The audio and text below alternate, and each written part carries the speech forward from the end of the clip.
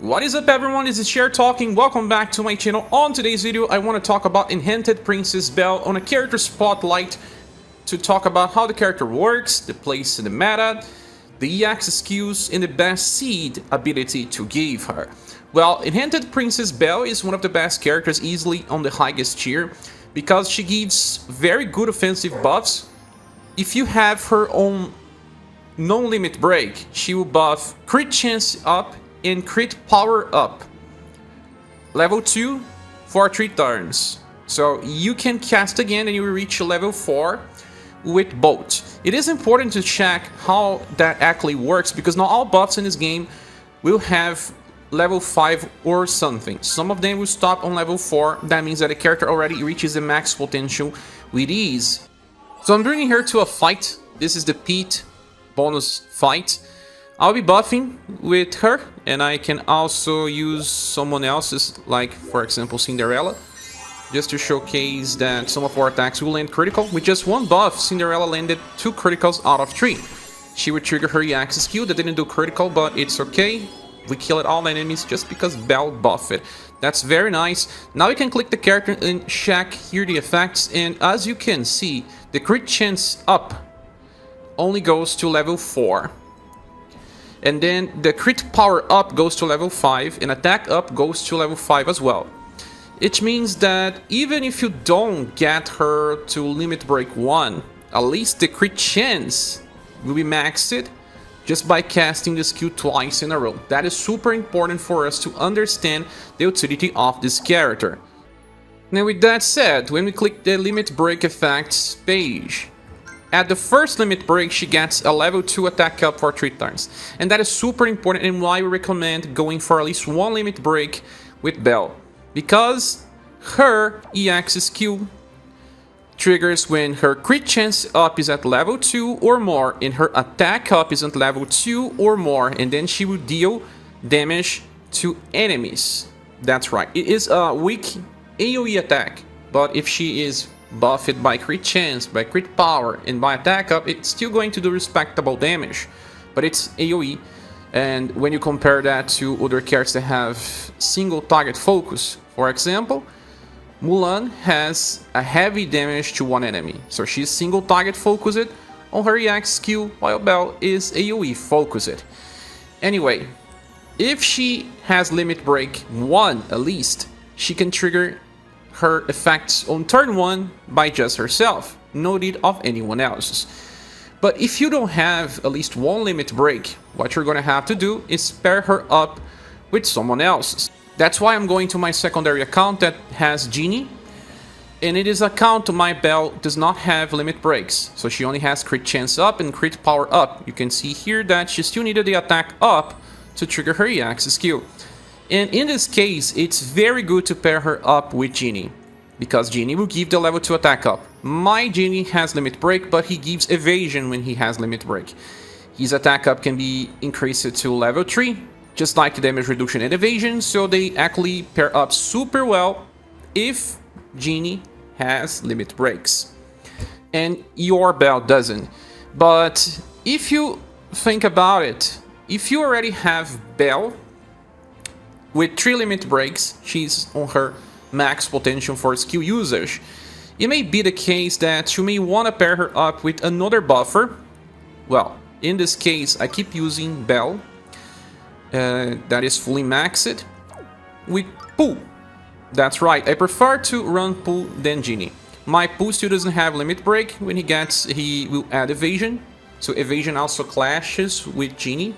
If you want to use Pooh on his max potential, you want to use his skill every single turn, just like Belle's, because they both trigger EX attacks. As you can see here, he triggers when his defense up is at level 3. Pooh is harder to trigger that because he will need 2 limit breaks even, to start from his own skill and not from someone else's. But it's not to say that you cannot use Belle and Genie together. Genie is an amazing character to use, and it will still work even if the attack up is clashing. Remember that you can also just decide to, instead of using Belle or Genie skills every single turn, you can actually switch between them from turn to turn, but that's not optimal. You want to use their skills every single turn because they trigger extra attacks from the casting of their own skills when all things considered. With that said, I do believe that Belle has a very nice future because of big fights. So a character that has a skill that buffs 3 different effects and it's only costing you 12 SP per turn while she still has an extra attack, it's really amazing. Now, Belle helps a lot because she will help you deal with rage gauges from enemies. Sometimes when the enemy enters rage, you will have only a certain amount of time to break that rage gauge, or else the enemy will kill you because it keeps doing more and more damage to you based on special gimmicks like applying, status effects, or defense down, or self-buffing and all. Hence why increasing your damage output will help you get through it, okay? But there's other effects that will also work well with your Belle. And I will go back to my secondary account, and that will be the SP charge on EX skill activation. Well, this level 3 version has a 100% chance to give an SP charge for 2 turns.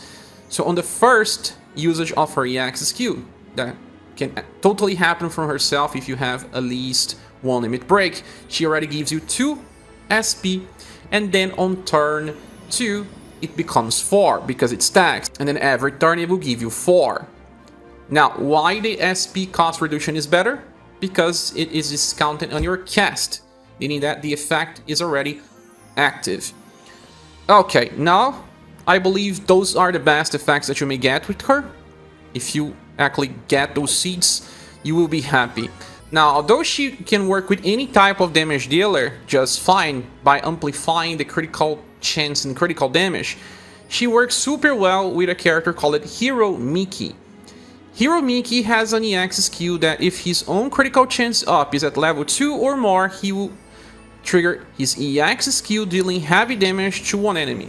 That means that if you have even no limit broken Belle casting her skill, Hero Mickey will always trigger this extra damage. And it means that your Hero Mickey can simply use normal attacks instead of using his skill if you want to save SP. And he will still pack some good damage because you are buffing attack, crit chance, and crit power up. Other characters that follow the same design as Hero Mickey will also combo super well with Belle. And now that we know how she works, and I will be showcasing a 3-limit break version of Belle. Instead of bringing Genie, that I would have bring if I didn't have any limit break, I'll bring Pooh, because Pooh gives me more defense utility.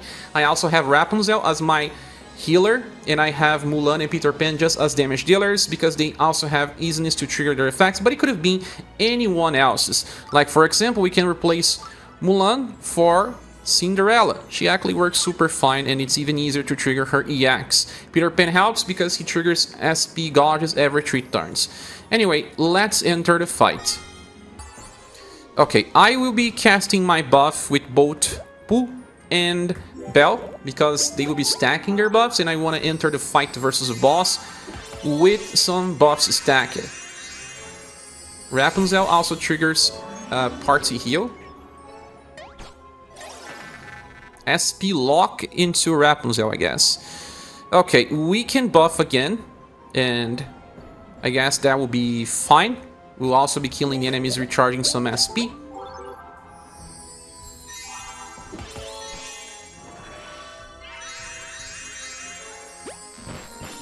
Yes, we still have enough SP to cast their skills again. As you can see, both Pooh and Belle are triggering her X skills.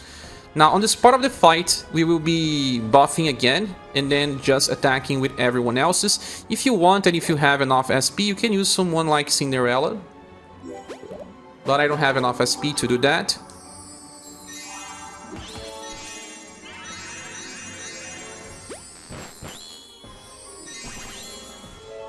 Anyway, one of the minions will be dead.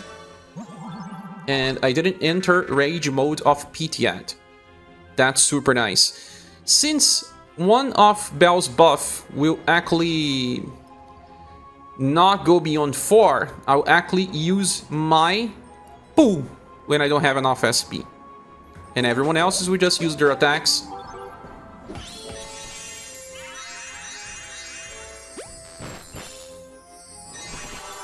and P to enter rage mode. It's okay, we were expecting this.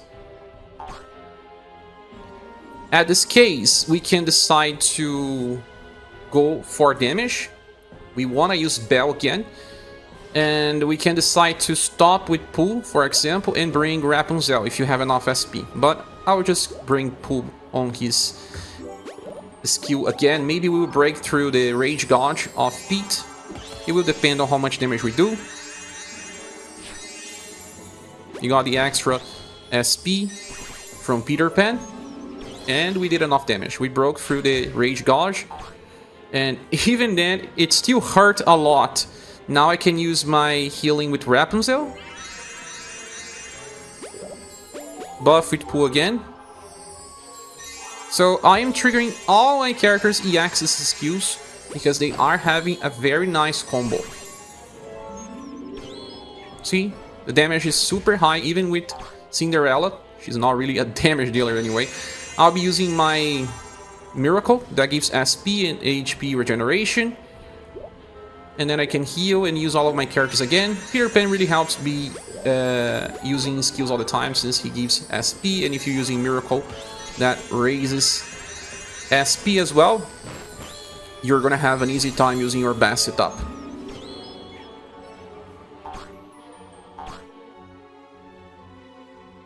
And that's it. That's the end, friends. We can just finish the fight now. And it was super simple, but that's because we had squad synergy. I hope I managed to explain how Belle works. She's such a good character and easy to build, needs only one limit break to already function on near perfect situations, but if you have her at 3 limit breaks, it's gonna be amazing. Anyway, that's the end of the video. Thank you so much for watching. Please subscribe if you haven't. Click that button on the description. You can join our Discord server where we talk about Disney Pixel RPG and other games in general. And if you want to support the channel, become a member or make a donation in Streamlabs or PayPal. Hope to see you soon in the next video or live stream. Goodbye.